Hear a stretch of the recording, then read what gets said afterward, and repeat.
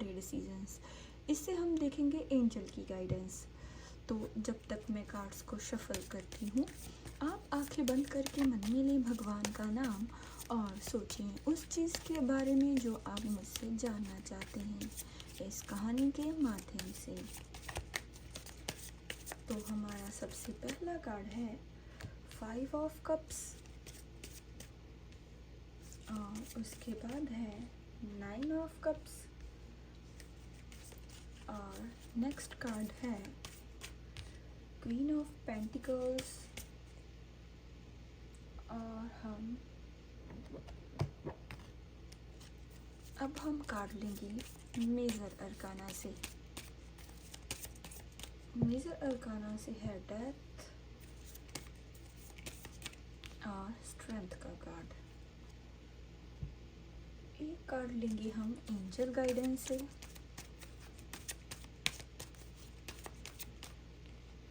Take action. तो हमारी आज की कहानी है पूर्वी की। कहानी की शुरुआत होती है 5 ऑफ कप्स से।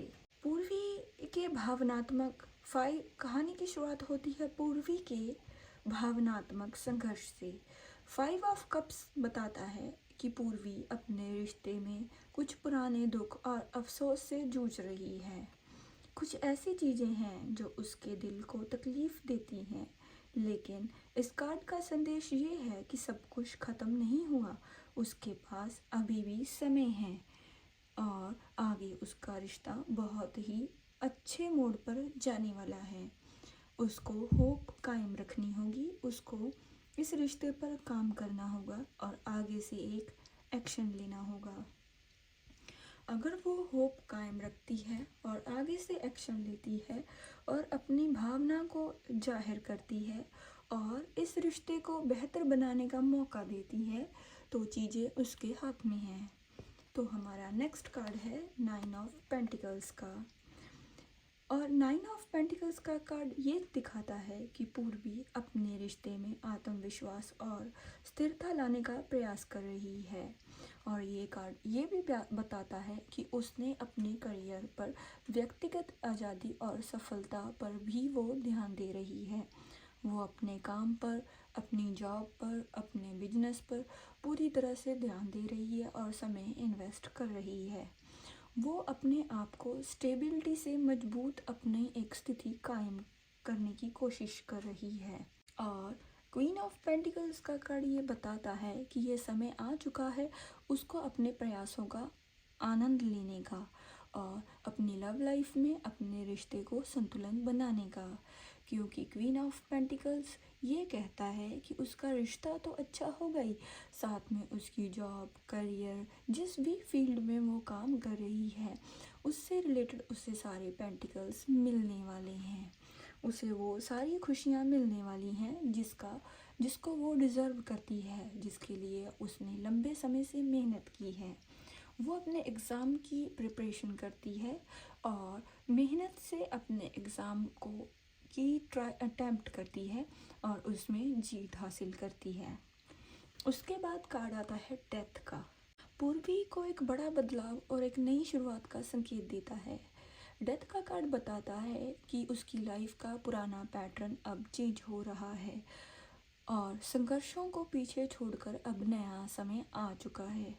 ये समय उसके रिश्ते का है, उसकी लव लाइफ का है और उसके करियर का है। उसको बस यकीन बनाना है और आगे बढ़ना है। और जब वो अपने आत्मविश्वास से नए सिरे की ओर बढ़ेगी, एक रिश्ते को एक नया मौका देगी और अपने करियर को नया मौका देगी और उसका करियर भी एक नई दिशा में बढ़ेगा। यहाँ समझ, प्यार की संभावना बहुत गहरी है और ये इस चीज़ की भी बहुत गहरी संभावना है कि उसके प्यार के साथ साथ उसकी करियर लाइफ भी आगे बढ़ रही है। इसके बहुत स्ट्रॉन्ग इंडिकेशन है कि उसने जो संघर्ष किया है उसमें भी वो सफलता और जीत हासिल करती हुई आगे बढ़ रही है। उसकी लाइफ ट्रांसफॉर्मेशन से गुजर रही है। उसके बाद आता है स्ट्रेंथ का कार्ड। स्ट्रेंथ का कार्ड पूर्वी को इस चीज़ का इंडिकेशन देता है कि वो समय के महत्व को समझे। उसके अंदर अब इनर स्ट्रेंथ आ चुकी है, इनर पावर आ चुकी है। बस ज़रूरत है उसे अपनी उस पावर और अपनी उस शक्तियों को समझने की, क्योंकि भगवान की तरफ से उसे बहुत ही पावर और शक्तियाँ दी गई हैं।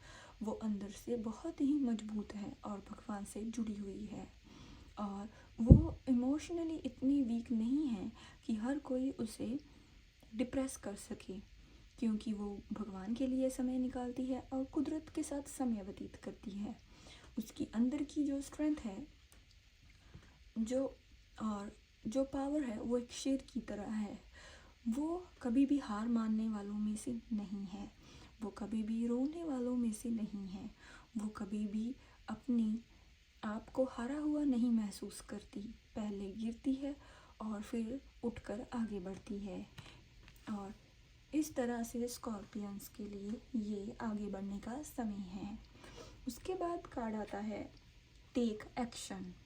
एंजल कार्ड से टेक एक्शन का कार्ड स्कॉर्पियो को और पूर्वी को यही संदेश देता है कि ये समय है एक सच्चा प्रयास का।